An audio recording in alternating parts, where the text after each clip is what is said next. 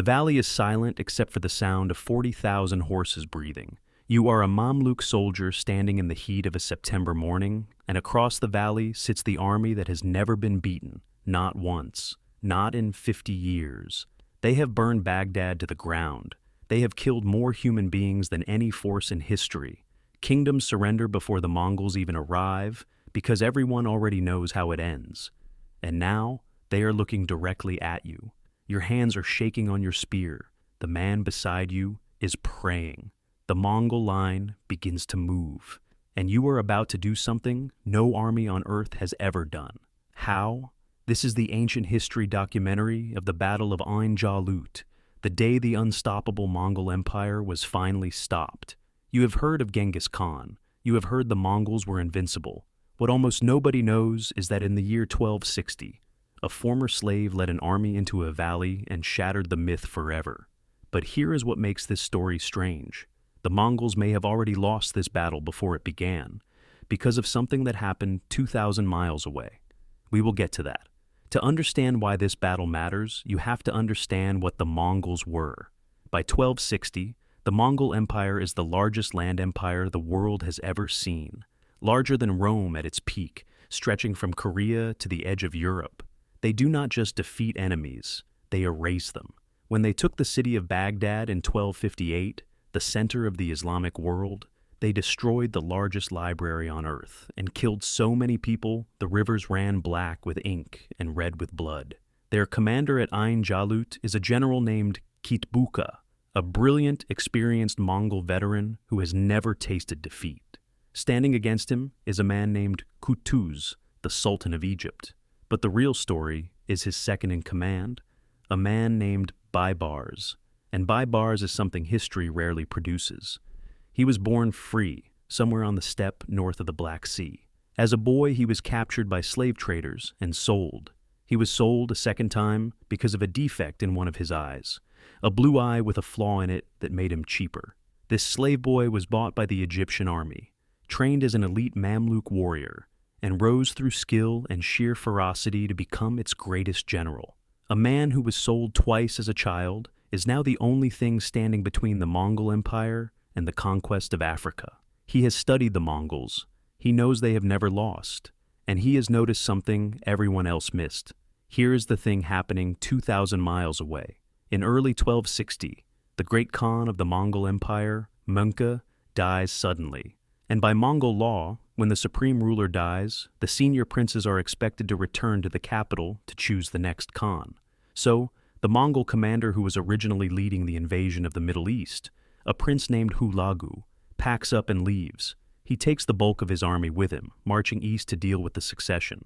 He leaves behind only Kitbuka and a fraction of the original force. Nobody in Egypt is supposed to know this. The Mongols are still sending threatening letters demanding surrender, still acting from a position of total strength.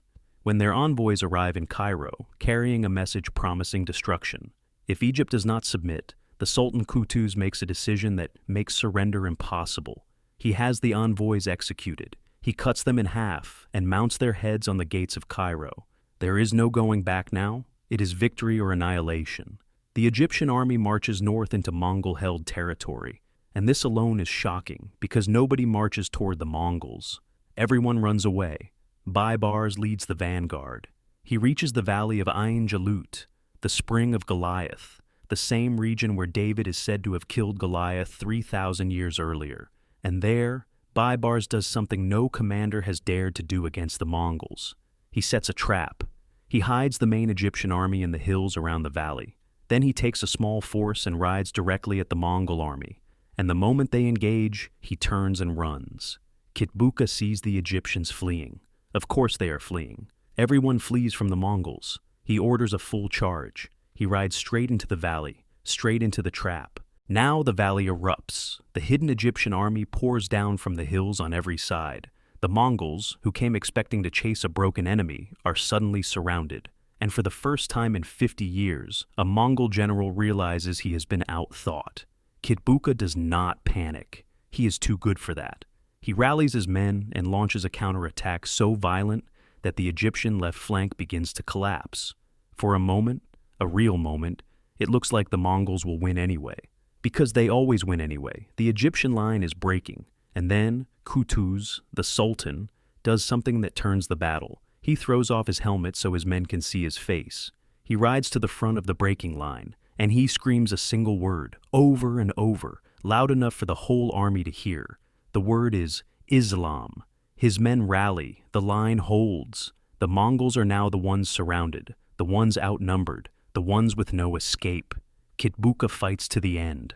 He is captured alive, dragged before Qutuz, and even in defeat he is defiant. He tells the Sultan that the Mongols will avenge him, that this changes nothing. He is executed on the spot, but it changes everything. For the first time in the history of the Mongol Empire, a Mongol army has been met in open battle and destroyed completely. Not delayed, not slowed, destroyed. The myth of Mongol invincibility, the single most powerful weapon they had, the fear that made cities surrender before the fighting even started, dies in that valley. One battle, one trap, one word screamed across a collapsing line. Here is the payoff, and the detail that historians find almost unbelievable. Ain Jalut is the high water mark of the Mongol expansion to the west. They never conquer Egypt. They never take Africa. The Islamic world, which had been on the edge of total collapse after the fall of Baghdad, survives, and now, the part nobody tells you. Within weeks of the greatest victory of his life, the Sultan Qutuz is dead, assassinated on the journey home. And the man who organized his assassination, the man who then took the throne of Egypt for himself, Baibars, the slave who was sold twice, the boy with the flawed blue eye. He becomes Sultan, and he goes on to become one of the most important rulers in Islamic history, the man who builds the empire that will finally drive the Crusaders out of the Holy Land for good. The Mongols did come back, exactly as Kitbuka promised. They invaded again, and Baibars beat them again. And again. The empire that never lost a battle had finally met a wall it could not break. It started here, in a valley named after a giant who was killed by a boy with a sling. History rhymes. Remember that Mamluk soldier from the beginning? Hands shaking on his spear, the man beside him praying, watching the unbeaten army start to move. By sunset, he was standing in a valley full of the dead bodies of soldiers the entire world believed could not die. He had been part of the army that did the impossible. He went home and told the story, and his children told it, and that is how we know the fear finally broke. Not with a weapon, but with the proof that the Mongols could bleed. Here is what I want you to think about and drop in the comments. If the Great Khan had not died that year, and Hulagu had stayed with his full army instead of marching home, does Egypt fall? Does the entire Islamic world collapse?